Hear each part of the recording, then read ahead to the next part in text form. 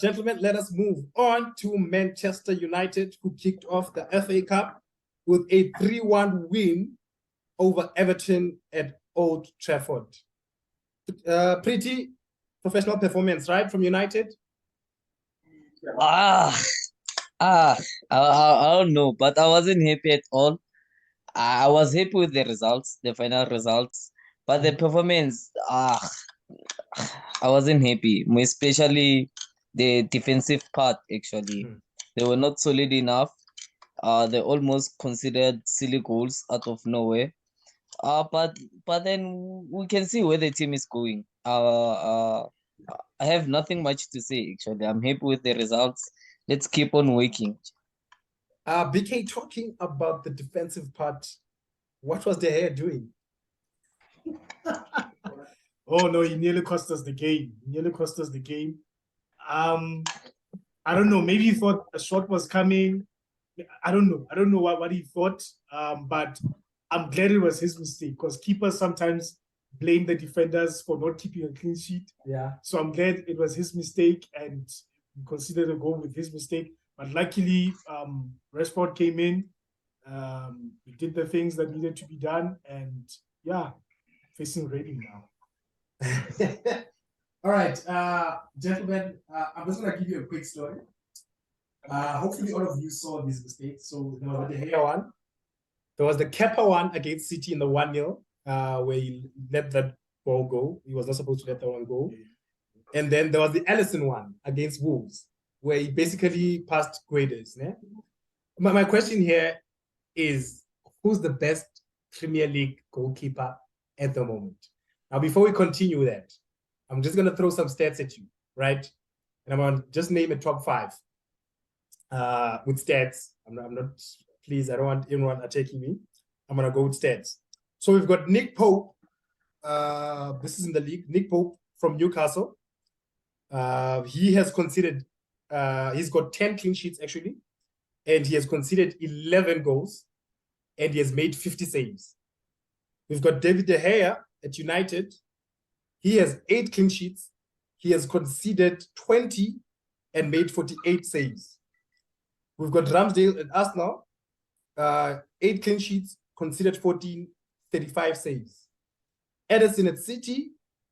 7 clean sheets, 16, what do you call this? 16 clean, 16 conceded, 27 saves. Then we've got Danny Ward at Leicester, 6 clean sheets, conceded 31, and 54 saves the whole season. And I'm going to kick this off. I'm going to ask G, who's the best goalkeeper in the Premier League right now and why? Personally, for me, I would say that it's De Gea, because he's quite a classic goalkeeper, right? And then we all know, like, I'm sure all of us who are sitting here right now, that one of his biggest problems at the end of the day was defense. Most of the time, the goals that were considered were because of the defense or the defense faults and all that. So for me, personally, I'll go with De Gea. PK? Nah, it's a tough one. I would go with De Gea, mainly because of the saves. I mean, clean sheets, for me, clean sheets is more of a back four and keeper effort. Okay. Clean sheets. But if you have attackers shooting outside the box and you're making all these saves, for me, almost like Ena Martinez in the World Cup, the saves that he made. Yes, he conceded a lot, but the saves that he made, the penalties, so that is why he won the Golden Glove, if I'm not mistaken. Yeah. So De Gea is that kind of goalkeeper for me, who I'm judging on and basing this assessment on the saves. Okay. Yeah, not the clean sheets, because the clean sheets, I feel like it's a team effort, but the saves. Theo? Yeah, I'm gonna go with Nick Pope. Okay. I'm gonna go with Nick Pope, because I believe that the best keeper is not the keeper that has the good defense, and actually it's the keeper that faces so many shots and save them and have like so many crucial. I think on goalkeeper stats they should also put crucial saves, actually, because you can have 50 saves and then it was straight on shots, and then Nick Pope just jumped to the corner and then saved good balls. And then I have to go with Nick Pope because he doesn't have the best defenders, but he's still number one on the list. Pretty. On this one, I'll go with Theo, actually. I'll prefer saying that Nick Pope actually is the best goalkeeper in the Premier League at the moment, based on certain factors that nowadays goalkeepers you have to play as a player, actually, an inside player. So he's also not bad with his feet. The number of saves he made, crucial saves as Theo classified, actually. He fought for Newcastle, more especially against the top 6 teams, actually. You understand? You likes of Man City, Arsenal, so forth. He was the one who was carrying the team, actually. You could see that he's fighting, actually. No disrespect to the other goalkeepers, but for me, he is currently the best goalkeeper in England at the moment. Can we not acknowledge the fact that how difficult it is for one to keep clean sheets when Maguire is playing in front of you in the back line? Let's just acknowledge. Are we just gonna skip that part? with all due respect, BK, let's look at the clean sheets with which David De Gea kept, actually. Let's say who's that? Harry Maguire was not playing, actually. He wasn't playing number of matches. Harry Maguire wasn't in this lineup. This is yes. Is you see this season, so we can't really say Harry Maguire is there. But then David De Gea did fight for us in number of games. But Nick Pope, for me, is doing the best. Actually, David De Gea is very inconsistent. He's more like Alisson, a lot of mistakes and everything, but he's a really good keeper. But if we check the best, we have to also consider the consistency. All right. We might have this topic back end of the season. You're muted or you're not talking, Dad. Pretty. I didn't hear what you just said. What about you? We want your point of view. Oh, my opinion. I think you put your speaker under something. I can. Oh, sorry. Yeah. Hey, you guys know the football I like, especially BK, Pretty, and G. I go for Edison, and my thinking is the fact that it's not always that they are attacking him, and when there is that counter attack, when there is that chance, he needs to be switched on like any other goalkeeper in the league. So I'll go for Edison, my side, but I like I said, this is a strong topic. We might have to come back to it very strongly. We're definitely going to do that. Before we move on to the very interesting question, I forgot to mention that Chelsea is playing Fulham on Thursday. Theo, win, draw, lose? I think it's a win. This is a derby. They're going to take it seriously. Yeah, it's a straight win. Pretty, if you're still there. For me, it's a draw. It's a draw. Okay. Fulham a dangerous team. It's a draw. BK? Fulham. G? Draw. Okay. So me? You guys keep asking. It should be a draw. It should be a draw. I'll go Fulham or draw. Not Chelsea. Chelsea right now, unless something awakens in them. So, of course, with Manchester United, they are playing today with Charlton in the Carabao Cup. And then, of course, the big game this weekend, they are playing Manchester City at Old Trafford. So I'm going to ask this question I asked BK, I asked Pretty last week, and I'm going to ask BK today. Do you believe in the league? Definitely. You didn't sound sure there, BK. Definitely. No. It is what it is. He's under oath. No, I'm not just speaking as a fan, but when you look at how far we are in the season, like I was saying, we're not even halfway through the season. 17, 18 games. There's still 20 games to play. And for me, I feel like anyone in that top 4 can even Newcastle. Why? Because they've proven that they can go on a winning streak. 8 games, 9 games, winning streak.